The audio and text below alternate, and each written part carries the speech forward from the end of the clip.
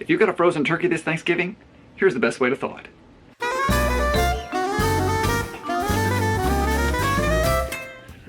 The refrigerator is the best place to thaw your turkey. That way it'll thaw slow and evenly and be ready by Thursday. But you have to get it in enough time. A big bird, 22 pounds or so, might want to start it the Thursday before. But your usual 15 to 18 pound birds, if you have it in by the weekend before, it should be all right by Thursday.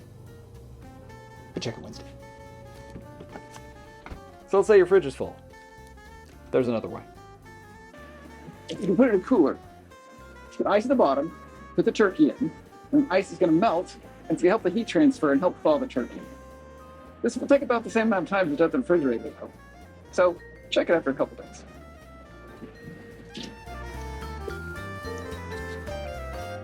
All right, let's say it's Tuesday or Wednesday before Thanksgiving. You still got a frozen bird. There's one more way. That's right, the bathtub. Put the frozen turkey in the tub. Just get a small trickle of water running on top of it. And I would do this for several hours, but it will thaw the turkey.